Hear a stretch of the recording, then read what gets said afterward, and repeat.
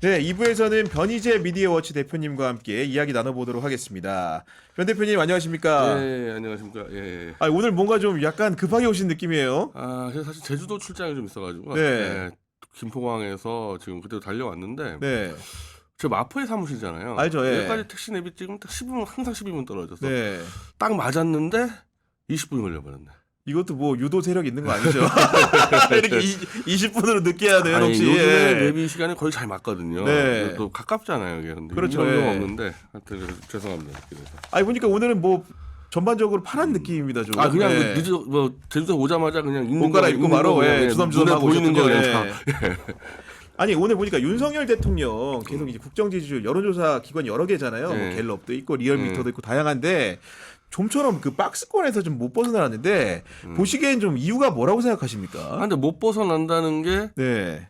상승도 안 되지만은 20%로 추락도 안 된다는 거. 그러니까 네. 그렇죠. 그걸 물어보는 이게 거예요. 예. 이른바 이제 무조건 민주당이나 이쪽 집권만큼 막아야 되겠다는 완전 골수 보수 노년층 그걸로 지금 버티고 있다고 봐요. 그러니까 똘똘 뭉친 지지율이 계속 유지가 되는 거다. 네. 그걸로 그냥 계속 거의 뭐 사실상 거의 집권하자마자 사실은 갤럽에서 20% 초반 찍은 적이 있었어요. 집권하자마자. 그리고 저 모닝 컨설트라고 저 외국계 회사 있지 않습니까? 네. 거기 계속 19%, 18%, 20%. 그랬어요, 그러니까 거기서는? 예. 사실은 집권하자마자 지금까지 지지율이 변동이 없는 겁니다.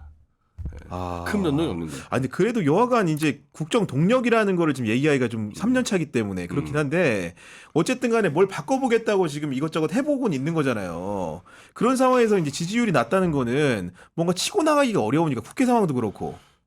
그 사실은 치고 나간 게 일단은 입법을 못 하잖아요, 입법을.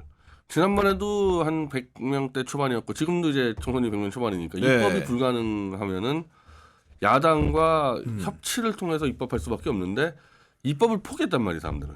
입법을 포기하니까 국정을 밀어붙이는데 일단 한계가 있죠. 입법 안에서 해야 될 거 아닙니까, 법 안에서. 그래서 시행령만 손보는 막 그런 식으로 하니까 네. 실제로 뭐 그렇게 크게 바꾼 것도 없어요. 그러다 보니까 이제 국회 이제 국민동의 전 아까도 이제 박지원 의원님하고도 얘기 나눠봤는데 이제 그게 등장을 하면서 민주당에서도 조금 더 약간 그 수위를 높이는 분위기가 좀 느껴져요. 아직은 뭐 이렇게 100만 명까지는 안 찼는데 그 박찬대 원내대표 같은 경우에도 뭐 탄핵 청원 동의 얘기를 언급을 했고 그다음에 뭐 방통위 운영 방식을 주고도 중대한 법률 위반이다 이런 얘기를 한다는 거는 명시적으로 뭔가 그 이유를 기약하는 듯한 느낌을 준단 말이에요. 자, 미국 같은 경우 이제 중간 선거들을 치릅니다. 이제 주로 2년에 한 번씩 치르게 돼 있죠. 네. 하원이 이제 2년에 한 번이니까. 그러면은 거의 이제 이 정치 문화가 내각제 같으면은 국회 의석을 이제 과반을 뺏기면은 정권이 교체가 됩니다. 그냥 당장에. 네. 뭐 그렇게 하지 않으면 이제 야 도저히 못 해먹겠다 그러면은 그냥 국회 해산하고 뭐 총선 들어갈 수도 있고 이런 방법이 있는데 대통령제는 임기가 5년 딱 교정돼 있지 않습니까? 맞아요. 네. 탄핵이 아니었을 경우에 어떻게 5년을 유지하느냐? 중간 선거나 이런 뭐 선거에서 이 패하게 되면 집권당이 국정운영 바꿔요. 그러니까 대표적으로 부시 정권이 이 초반에 강경하게 밀어붙이다가 이 중간 선거에서 아마 대참패한 적이 있었는데 그때 이제 부시의 최측근인 럼스펠트 국방장관을 해임을 시키면서 국정운영을 바꾸면서 가는 겁니다. 그러니까 미국 선거를 그런 식으로 이미 제도가 해놓은 거예요. 2년마다 선거 치르니까 대통령 임기를 보장해 주신 대신에 내가 대통령이니까 내 마음대로 해? 그게 안 되게 만든 겁니다, 이게. 정치 문화 자체가. 네. 근데 우리는 지금 재보궐도 아니고, 뭐, 무슨 중간선거도 아니고, 총선에서 총선이잖아. 네. 이렇게 됐으면은, 국정운영이 바뀌었어야 되는 거예요, 분명히. 이거는. 근데 안 바뀌고 똑같이 하지 않습니까, 이러면은. 이러면은 이제 일반 국민들 입장에서, 야, 이거 3년 내내 이거 이래야 되나, 이거? 그 3년 동안 일이 안 될 거 뻔하잖아요. 그렇죠. 예. 뻔하잖아요. 그러면, 교착이 되겠죠. 그럼 3년 동안 계속 이렇게 나라가 망가지는 거를 보고 있어야 되느냐. 이런 여론 높아질 수밖에 없는 거죠, 이게. 그러니까 그 럼스펠트 얘기하셨는데 뭐 비근한 예가 될진 모르겠지만 대통령이 이제 아끼는 장관들이 있고 그중에 뭐 이상민 장관 이름도 최근에 또 거론이 됐잖아요. 예를 들면 주요한 포스트에 있는 장관들을 바꾸는 개각이라도 빨리 해야 되는데 지금 4월 10일 총선 이후에 거의 이제 어떻게 보면 석 달 다 돼가는데 개각을 한다 그랬었어요, 분명히. 네. 하는 것처럼 하더니 안 해요. 안 합니다.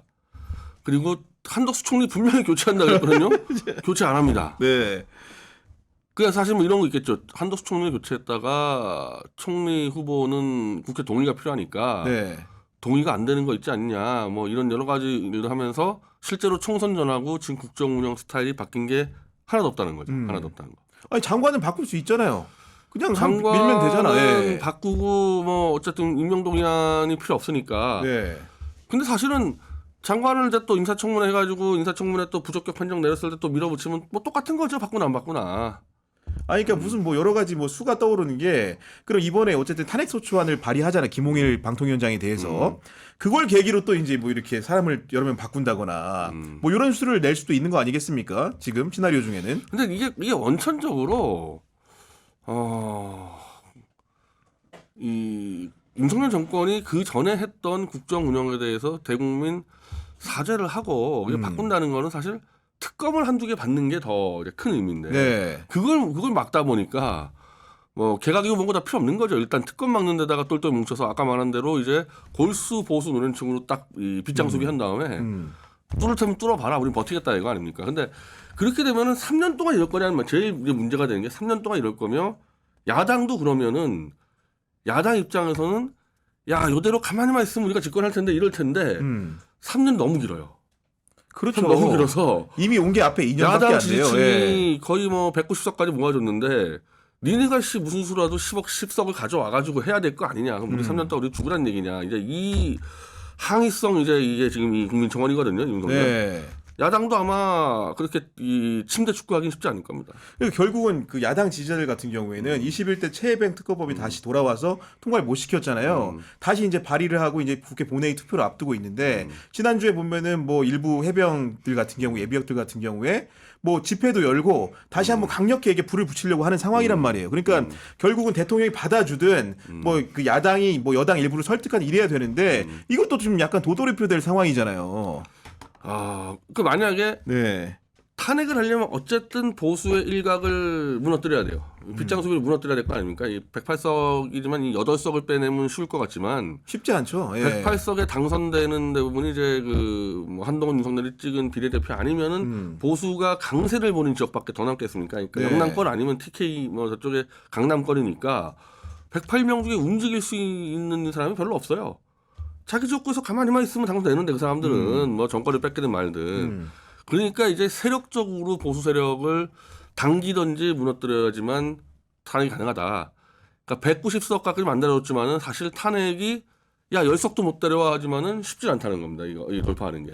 그러니까요. 그러다 보니까 이제 뭐 묘수들이 몇 가지 제안이 나옵니다. 뭐 개혁신당 같은 경우에는 한동훈 상대로 이제 압박을 하고 있는 것 같아. 한동훈 후보한테 야 네가 최혜병 특검법 중재안 냈으니까 그러면 중재안 나누면 손들 국회의원들 15명 모아라. 뭐 이런 얘기도 해요. 근데 그거는 네. 그거는 지금 이제 대법원장 추천이라는 것은 앞뒤가 안 맞는다 때문에 변협회장으로 넘어가는데 네. 변협이 완전 오용화됐거든요. 이 정권 들어와서 이게 검찰 정권의 특성인 것 같아요. 변협이 정권 따라서 그렇게 이 막 부침이 센 데는 아니에요. 그러니까 왜냐면 변호사 단체들이 보수도 있고 뭐 진보도 있지 않습니까? 이렇게 그렇죠. 균형을 네. 맞춰줘서 예를 들면은 변호사의 그 간부들을 민변 쪽하고 이제 뭐 한반도변이라는 이제 네, 한변. 네. 이렇게 맞춰준단 말이에요, 균형들을.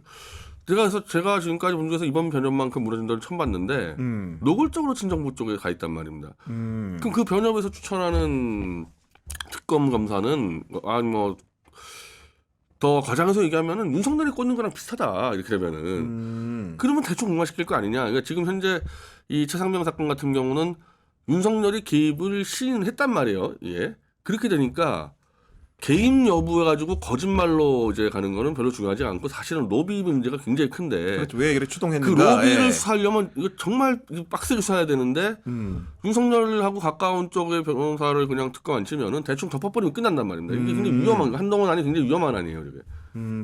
그럼에도 불구하고 위험한 아니라고 하는데도 불구하고 외부에서는 지금 보면 국민의힘 당권주자들 사이에서는 그 3대 1로 한동훈한테 이제 배신자 프레임을 씌우지 않았습니까? 뭐 이런 현상은 좀 어떻게 보십니까? 그거는 사실 본질적으로 다른 문제인데, 그러니까 이 세 명이 지금 이 한동훈만은 제거해야 되겠다 그러는데 그 제거하겠다는 이유는 사실은 한동훈이 정통 보수 세력이 아니라 문재인 정권에서 보수 인사 200명을 감옥에 보낸 사냥개 역할을 했던 홍준표 표현대로 네. 그게 더 중요한 문제거든요, 사실은. 근데 그렇게 되면은 윤석열은 뭐냐가 문제가 되니까. 근본적으로 나오겠지. 그래서 홍준표 같이 아주 철면피를 깔고 똑같은 인간이지만 윤석열은 대통령 됐으니까 넘어가고 네. 한동훈부터 제거하겠다. 근데 논리적으로 앞뒤가 안 맞잖아요. 그러니까 이 사람들이 그 말을 못하고 한동훈이 윤석열을 배신하고 있다. 이제 더 황당한 얘기를 하고 있는 거죠. 그러니까 이제 20년 직인데 갑자기 이렇게 척을 지기 시작했다. 아니 솔직히 얘기해서 거기는 그 윤상현이고 원희룡이고 나경원이고 윤석열 한동훈보다 가깝습니까? 두 사이보다? 훨씬 더 원초적으로 훨씬 따지면 다 가까운 그렇겠죠. 사이고 예. 나 정말 나는 게 한동훈 말이 맞다 보는데 진짜 윤석열이 위험에 처하면은 윤석열을 위해서 몸을 던질 사람은 한동훈이지 윤상현이 몸 던지겠어요? 그래서 나경원이 던지겠습니까? 그거? 아니 그러니까 한동훈 후보 캠프 측에서는 이제 나머지 3명 후보들이 공한증이다. 한동훈을 겁내기 시작했다. 아무래도 이제 내가 당선이 될 것 같으니까 그 배신의 정치라는 걸 앞세워 가지고 나를 이제 윤석열 대통령과 갈라치기 하고 있다. 뭐 이런 주장하는 거 아닙니까? 오히려 이제 원희룡 같은 경우는 코너를 몰려버렸는데 박근혜 탄핵을 얘기하면서 한동훈이가 오면은 윤석열 탄핵된다고 주장하니까 원희룡은 박근혜 탄핵을 찬성했거든요. 아 그때 찬성했죠? 네. 네. 그래서 탈당하지 않았습니까? 유승민하고 같이 해서 네. 바른미래정당 있지 않았습니까? 이 한동훈 쪽에 그 박정원 의원이 네가 박근혜 탄핵을 주도하지 않았냐 그때.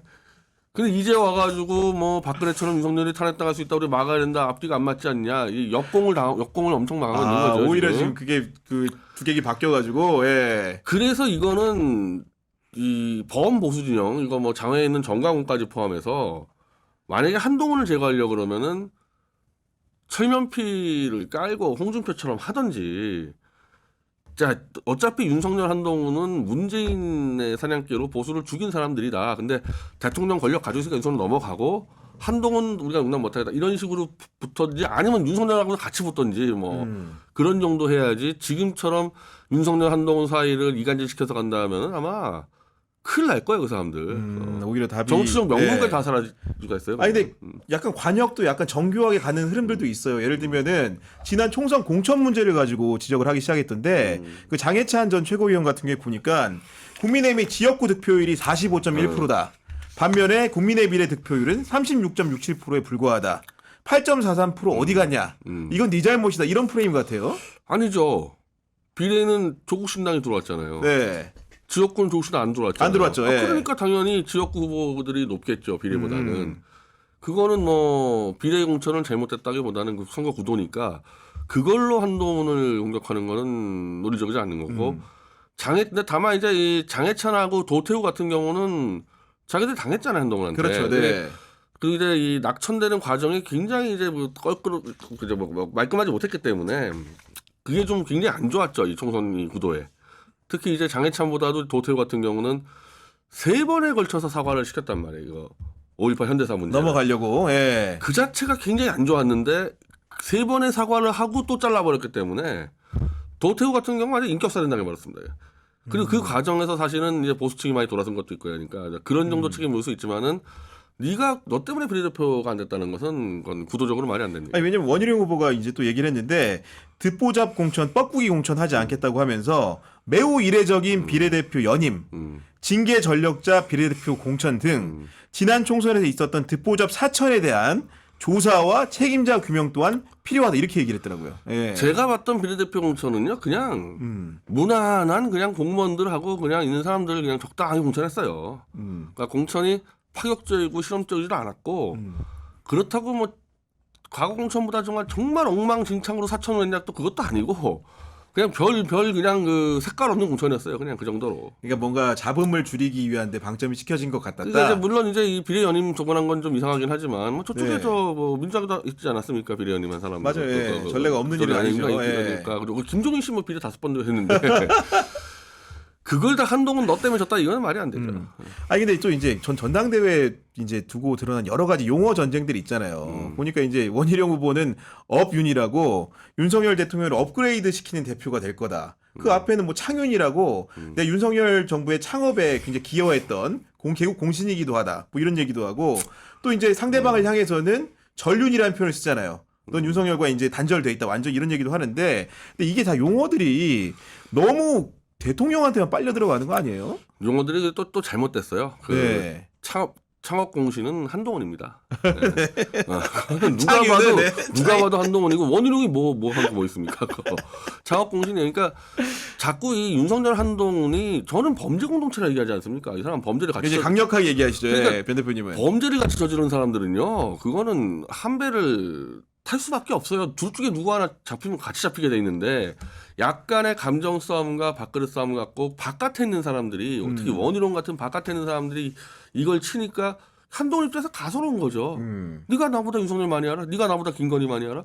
김건희하고 한동훈하고 카톡을 300개를 주고받았다는 거 아닙니까? 내가 사회생활을 한동훈보다 더 폭넓게 했을 텐데 네. 나는 내가 알고 있는 그 사람의 부인의 연락처를 아는 사람이 없어요, 애초에. 근데 그 부인하고 카톡을 뭐 300개를 한다? 있을 수 없는. 그러니까 완전히 이 사람들은 김건희, 윤석열, 한동훈은 범죄 공동체예요. 그러니까 쉽게 얘기해서 관계의 깊이나 뿌리가 다른 후보들하고 한동훈 후보가 대통령과 비교가 되지 않는다. 그래서요. 네. 지금 보수 일각에서 일단 잠깐만 윤석열은 제끼고 한동훈이 박근혜부터 모든 조작 날조 수사, 태블릿 조작 날조 수사했고 지금 장시호 녹취가 이제 김영철 검사 탄핵으로 지금 터질 텐데 이거 전부 다 한동훈 조작해서 보수를 죽인 거다 이렇게 지금 치려고 그러고 있거든요. 근데 왜 머뭇거리냐면은 이게 윤석열까지 그러니까 특검제 4팀에서 벌어진 범죄예요, 전부 다. 그 팀장이 윤석열인데 한동훈만 도려낼 수 있겠냐 이거예요, 이 문제에서. 그러니까 이거 지금 보수 진영이 지금 만들어 놓고 지금 못 발표하는 것들이 있는 거거든요. 근데 그 정도로 한동훈, 윤석열은 원팀이라는 거죠, 이게. 그렇군요. 근데 보니까 최근에 나원 연대설도 약간 좀 수그러드는 분위기인 게 나경원 의원이 굉장히 세게 손을 긋더라고요. 그러니까 원희룡 후보 같은 경우에 처음에 좀 약간 같이 해보자 이런 느낌도 있었는데 나경원 의원이 너무 세게 그으니까 원 후보도 들어갈 공간이 없네. 일단 그 무슨 이 친윤기라는 사람들이 교통정리를 잘못해가지고 네. 나경원이 친윤 후보로 준비하고 있는데 원희룡을 끌어들여가지고 이 판을 흐린 것도 있고 생각보다 원희룡이 한동훈을 못 잡고 있으니까 좀 그렇잖아요. 서울시장을 네. 노리고 있는 나경원 입장에서는 한동훈이 당대표 될 수도 있잖아요. 그렇지. 굳이 원희룡한테 붙을 필요 없죠. 그냥 자기는 적당하게 그냥 이미지 관리해서 이제 오히려 오세훈이랑 손잡고 있지 않습니까? 네. 그 차기 서울시장 주자만 되면 되기 때문에 원희룡과 이제 손잡는 일이 별로 없을 겁니다. 그러면 매번 이제 비슷한 질문을 이렇게 드리는 것 같은데 지금 계속 상황은 약간씩 바뀌는 시각 변하는데 그 넷 중에 누가 좀 분위기가 좋아 보이는 거예요? 될 거 말 거 상관없이. 분위기는 관계없이 아까 말한 대로 지금 원희룡이 한동훈하고 논의해서 지는 이유는 탄핵을 찬성했기 때문에 지금 꼼짝 못하고 있는 건데 탄핵을 반대하는 사람이 윤상현이에요. 그럴 수밖에 없죠. 박근혜 친박이니까. 네. 나경원도 찬성했습니다. 네. 그러니까 윤상현은 태극기 집회를 뭐 저랑 같이 태극기 집회 매주 같이 했었기 때문에 지금 이 탄핵 문제 가지고 지금 한동훈 쪽이 야 원희룡 네가 찬성하지 않는 이렇게 나왔을 때 한동훈 네가 조작해서 원희룡 속임 이렇게 칠 수 있는 명분은 윤상현이 갖고 있어서 윤상현 의원 쪽이 자료를 다 지금 갖고 한동훈이 수사하는 자료 갖고 역시 터뜨릴까 말까 지금 고민 중이니까 단 하나 문제는 이게 윤석열까지 덮치면 오히려 마이너스가 되니까 윤석열이 한동훈하고 손을 완벽하게 잡을 가능성이 없죠. 뭐 저는 제가 보수 진영하고 좀 다시 이제 요 문제 때 한동훈 때문에 자주 만나고 하는데 네.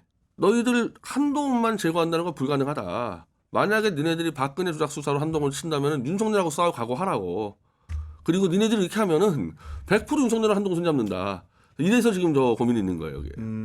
그 최고위원들은 좀 어떻습니까? 김재원 최고위원 같은 경우에는 다시 이제 뭔가 자격심사에서 다시 살아났는데 그 기본적으로 보수의 밑바닥 정서는 최고위원 후보들에서 어떤 거예요? 아직까지도 그 자유통일당하고 저 국힘당에 이중 당적자들이 10만 명 있다는 거거든요. 그러니까 네. 실제로 지난번에도 정말 아무도 예상하지 않았는데 김재원이 거의 1등했던 거는 그 10만 명이 움직였는데 맞아요. 지금 탈당 안 했습니다. 그대로 갖고 있습니다. 그래서 최고위원 같은 경우는 당대표보다도 오히려 좀 보수 쪽 영향력을 가장 많이 받겠죠. 그러면은 김재원 전 최고 같은 경우에도 유력한 후보 중에 하나라고 봐야 됩니까? 그렇다고 봐야죠. 지금 상황의 분위기 같은 지난번하고 경우에는. 뭐 상황 달라진 게 별로 없기 때문에.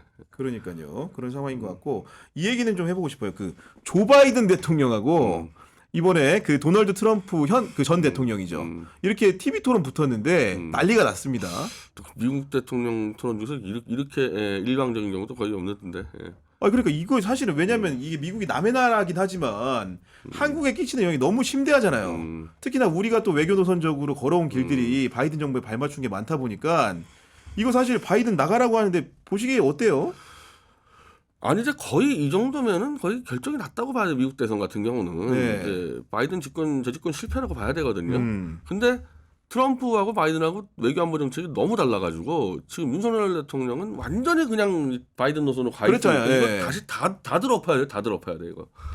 그것도 엄청 복잡할 겁니다 이거 지금. 아니 왜 그러냐면 당장 생각나는 게 일단 지난번에 트럼프 대통령 인터뷰한 내용 보면은 주한미군 관련해가지고 일단은 돈 제대로 안 주면 철수돈은 감축하겠다고 거의 공언을 해놓은 상황인데다가 우크라이나 전쟁도 지금 발 빼겠다는 거 아니에요? 그러니까 트럼프 노선이 가장 이제 일반 미국 노선과 다른 거는 친러 정책입니다 이거. 그러니까 중국을 고립시키면서 러시아와 손잡겠다 이거기 때문에 원래부터 우크라이나 전쟁 때 트럼프는 이 제야 있을 때부터 계속해서 이 푸틴 쪽을 지지했었으니까 네. 트럼프 대통령 당선되는 순간에 우크라이나 전쟁은 끝나는 겁니다 이거. 그럼 우크라이나도 그냥 사실은 거의 패전이 확실시되는 거 분할이 아닙니까? 되면서 네. 그러니까 지금 사실 러시아도요. 자기가 목표한 땅까지만 더 밀고 들어가지 않아요. 여기서 멈춰서 시간 끌고 있는 겁니다. 그럼 트럼프가 들어오면 정리될 거기 때문에. 대선이 끝나면. 근데 이제 이렇게 됐을 때 지금 이 동북아 이제 러시아가 달라진 거는 원래 북한 문제에 대해서는 반발 빠져 있는 상태에서 그러니까, 네. 친남한 노선을 갖고 있었는데 완전히 들어왔잖아요. 지금은 중국보다 더 세게 들어오면서 네. 강력한 친 김정은 노선 됐으니까 이 부분이 이제 국제정세가 완전히 바뀌었는데 트럼프 자체도 김정은을 무슨 악의 축으로 본다거나 그렇게 안 봐요. 그러니까 이 사람, 이 트럼프의 노선 가장 중요한 거는 악인이라 하더라도 적당히 있는 게 국제질서에 도움되면은 없앨 필요 없다. 그러니까 이게 흔히 말하는 이 네오콘하고 다른 겁니다. 네오콘은 뭐 후세인이 뭐고 악마로 만들면은 그 당위로 마치 십자군 전쟁같이 쳐들어가는데 그러니까, 네. 트럼프는 악마라 하더라도 이 사람 때문에 뭐 질서가 그냥 유지되면은 나도 이러기 때문에 푸틴과 트럼프가 손잡고 강력한 친 김정은 될 수도 있어요. 저런 상황 같은 경우는. 근데 이러면 한국은 배제되는 거죠. 이렇게 되면. 그러니까 저는 우리 나라의 그런 정치 지형이나 그 걱정이 너무 되는데 만약에 트럼프가 당선되면 어떤 변화가 있을 것 같습니까? 일단 이러면 네. 이제 한반도는 이제 푸틴하고 트럼프가 다 결정해 버릴 겁니다. 이거. 중국 같은 경우도 이제 산발 빠져서 협조할 거고. 그러면 네. 그 둘이 한반도를 어떻게 요리할지 우리 알 수도 없어요. 가늠이 안 되더라고요. 그리고 이제 트럼프는 아마 윤석열 같은 스타일을 전혀 신뢰하지 않을 테고 아마 이 사람 같은 경우는. 네. 일본하고도 더 뭐 일본 같은 경우는 이제 내각제잖아요. 네. 재빠르게 친 트럼프로 또 바꿀 거고 그 사람들. 이게 대통령제에서 내각제는 이게 탄력적이기 때문에 또 확 바꿔버릴 겁니다. 교체가 가능하기 교체가 때문에. 가능해서. 그러면은 러미 1이 또 요리하면은 이게 딱 정확히 거의 뭐 100년 전에 나라 뺏길 때 비슷하게 가는. 비슷하게 가는. 그것처럼. 그게 근데 기본적으로 고종이라는 이 지도자를 국제사회가 신뢰 못했기 때문에 네. 얘 말 들을 것도 없어 우리 알아서 했겠는데 지금 윤석열은 말 듣겠습니까 이 사람들이 이거. 오히려 그 미국 대선이 사실은 우리 한국 정치의 지형을 또 크게 한번 흔들어 놓는 요동치게 하는 큰 변수가 저는 될 수 솔직히 있겠네요. 그 예. 우리가 나라를 왜 뺏겼냐 했었을 때 사실은 그 당시에 가장 좋았던 방법은 고종을 폐위시키고 민주공화정으로 가는 게 맞았거든요. 그렇게 해가지고 이제 뭐 일본이 먹든 하든 그러면 우리는 이 민주공화정이니까 국민투표가 필요하다 이렇게 갈 수 있었는데 네. 실제로 고종이 이토이루미 앞에서 백성들에게 의견 묻겠다 했을 때 이토이루미가 네가 왕인데 뭘 물어보냐 네가 결정한데 이런 모욕을 당했거든요. 네. 그러니까 사실은 고종 폐위가 안 됐기 때문에 나라를 뺏겼다고 보는 입장에서는 만약에 트럼프 집권하고 푸틴하고 트럼프 손잡고 있으면요 우리 윤석열 무조건 끌어내려야 돼요. 그런 국제 정세가 그렇게 네. 하면서 일단 푸틴이 신뢰 안 할 거 아닙니까? 트럼프 이전에 네. 푸틴이 일을 달잖아요 윤석열 하면은 러시아한테 얼마나 까불었습니까? 그 쓸데없 그리고 무슨 또 말을 만약에 미국의 바이든의 압력으로 어쩔 수 없이 우크라이나 더 왔으면 말은 네. 말은 조심해야 되는데 말로 덤볐잖아요. 말로 이런 거 덜 받는 거거든요. 그래서 아마 내가 만약에 푸틴이면요 트럼프한테 내가 이 윤석열만큼 내가 손봐주겠다. 이건 못 참겠다. 이럴 수 있어요. 국제 정치가 그렇게 될 수 있거든요. 그렇죠. 그러면 굉장히 또 완전 박살난 수 한국 경제가 박살난 수가 있어요. 그러면. 아니 또 이제 우리 윤석열 대통령이 자랑으로 삼는 게 이제 바이든과 만나서 뭐 교류하면서 받은 뭐 선물들이라든가 이런 것들 굉장히 전시적으로 많이 하고 노래 있는데. 부르고 뭐. 네. 이제는 그러면은 한국 지도자는 그 러시아 노래 부를 수 있는 사람 골라야 됩니다. 이거. 모래시계 그 백학이라는 거 부를 사람 골라야 돼요. 알겠습니다. 예, 오늘도 이제 정치권의 다양한 현안들을 살펴보다 보니까 시간이 다 됐습니다. 우리 변 대표님 오늘 저녁 때 어디 가십니까? 지금 제가 이제 오늘 제 개인 방송 못해서 네. 바로 개인 방송을 하고 스픽스의 7시 50분에 방송. 오늘도 7시 50분에는 그러면은 우리 김미화 네, 씨하고 같이 하는 거고 또 누구 나오십니까? 노영희 변호사. 노영희 변호사고요. 네, 알겠습니다. 구교영의 정치비상구는 내일 오후 4시에 또 여러분들 찾아뵙도록 하겠습니다. 경향TV 구독, 좋아요, 팟빵에서도 많은 시청 부탁드립니다. 지금까지 함께해 주셔서 감사합니다.